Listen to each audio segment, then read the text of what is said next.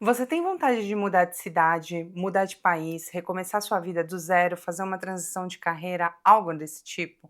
Mas quando você pensa nisso, dá aquele medo, aquele aperto no coração, aquela angústia que você já acredita que não é para você? Tá tudo bem, você não é a única pessoa que se sente assim. Isso é mais normal do que você pode imaginar e isso não determina se você será ou não capaz de fazer uma mudança de vida. Meu nome é Tamires, eu tenho 37 anos e aos 35 anos eu decidi recomeçar minha vida do zero em outro país. E aqui eu vou te contar como foi todo esse processo e como eu cheguei até onde eu cheguei.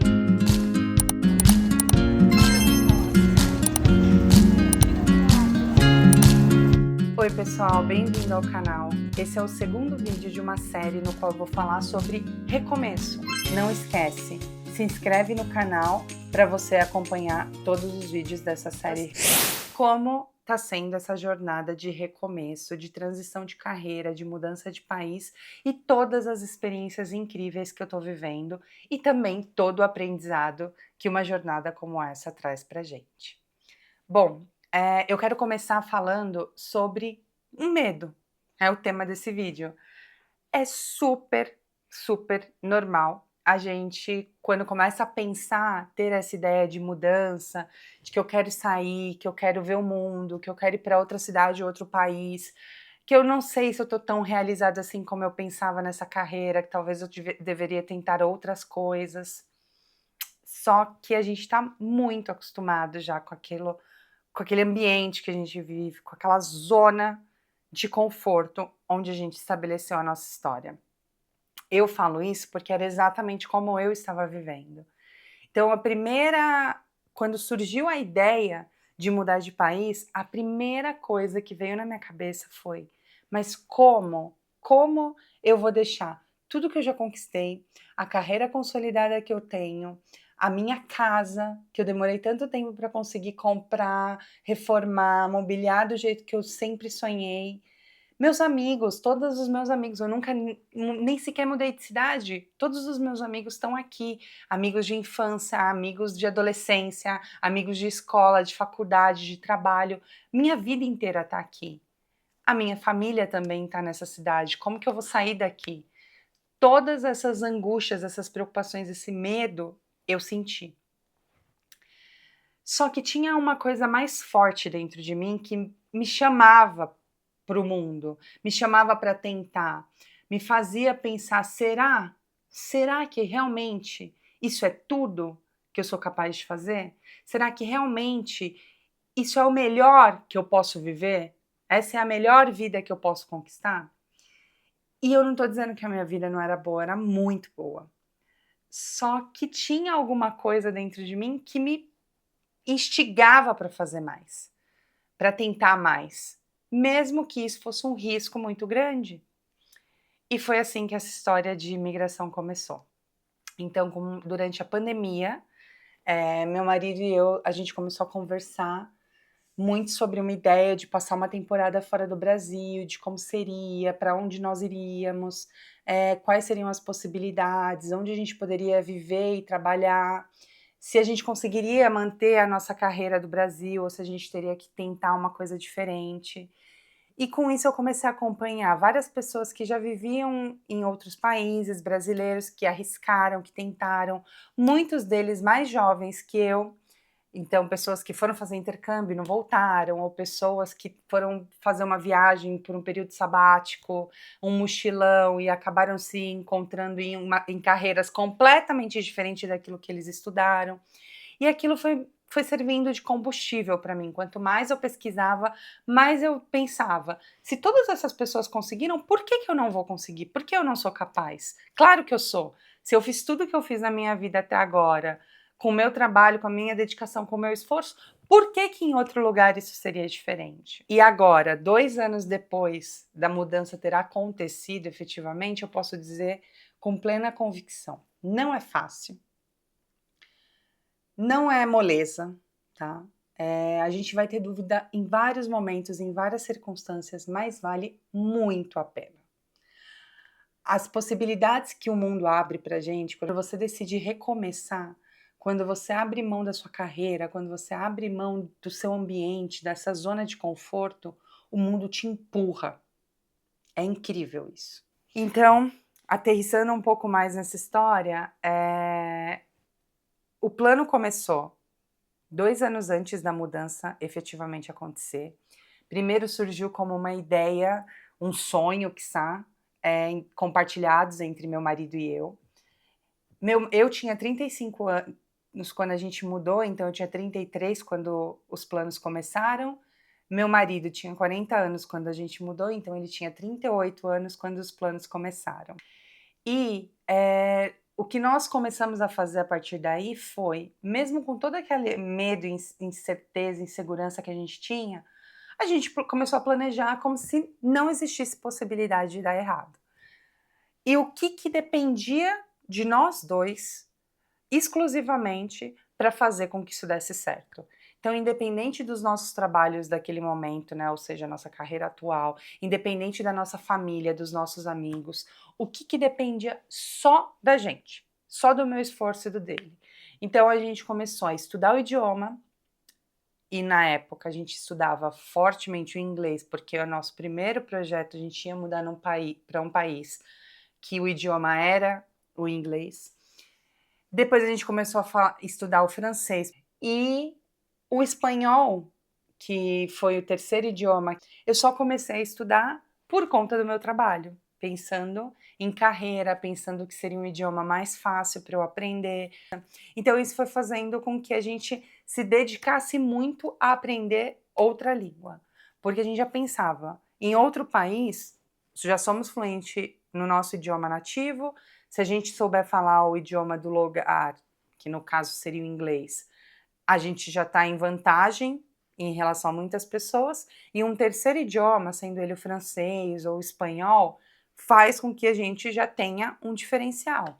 Então, mesmo sabendo que seria um recomeço, isso era o que dependia da gente, a gente se preparar para chegar mais pronto que outras pessoas que estavam lá, pelo menos em relação ao idioma, por exemplo.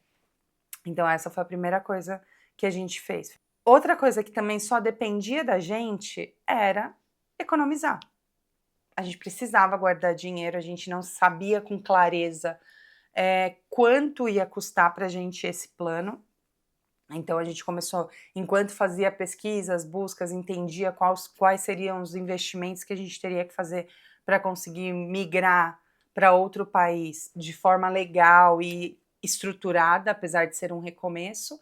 Então a gente começou a juntar dinheiro, trabalhar muito, tudo que a gente fazia era pensando nesse projeto de futuro, nessa experiência que a gente queria viver fora. E nesse momento a gente nem tinha ideia de que era um para sempre, a gente só queria viver essa experiência. Só que a gente queria viver da melhor forma possível, da forma mais preparada possível.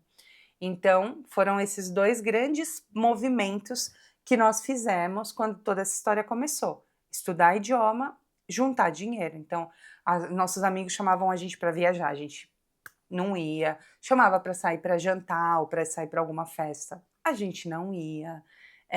Começamos a comer em casa, não pedia mais comida fora. Mercado, sempre escolhia, olhava preço, pegava a promoção das coisas. Paramos de comprar roupa, sapato, gastar com coisas que naquele momento não fazia mais sentido pra gente. Eu sempre fui muito autodidata, então eu comecei a estudar muito sobre marketing digital, redes sociais, o que as pessoas faziam, tanto na frente da câmera como nos bastidores, e como que ganhavam dinheiro fazendo todas essas coisas. Então tudo isso passou a ser parte da nossa vida. Em 2022, ou seja, já fazia mais ou menos 1 ano e meio que a gente vinha planejando essa ideia, alimentando essa ideia foi crescendo cada vez mais dentro da gente, a gente decidiu fazer uma viagem de férias em formato despedida. E até esse momento a nossa ideia 100% era: vamos para a América do Norte. Nunca passou pela minha cabeça mudar para a Europa. Meu marido já tinha pensado nisso, mas nunca tinha me falado. Era a minha primeira vez aqui, era a primeira vez do meu marido aqui, a gente nunca tinha viajado para a Europa, e a gente escolheu passar por 4 países, que foi a França, a Bélgica, a Espanha e Portugal. E quando a gente chegou em Madrid, foi uma coisa incrível, uma sensação incrível de pertencimento, de lugar maravilhoso, de atmosfera muito boa, de tudo. E a gente gostou da comida, a gente gostou dos lugares que a gente foi passando, a gente gostou da arquitetura, a gente gostou do transporte, a gente foi. Cada experiência que a gente foi tendo naquelas semanas que a gente, naqueles dias que a gente estava aqui, a gente foi gostando. Foi só servindo de mais combustível para nossa ideia de que sim, queremos morar fora, sim, vamos recomeçar, não importa que a gente já está mais velho, não importa quantos anos a gente tem, mas a gente está se estruturando para isso, ok. Quando a gente chegou no Brasil, a gente já voltou com uma ideia e com um pensamento diferente.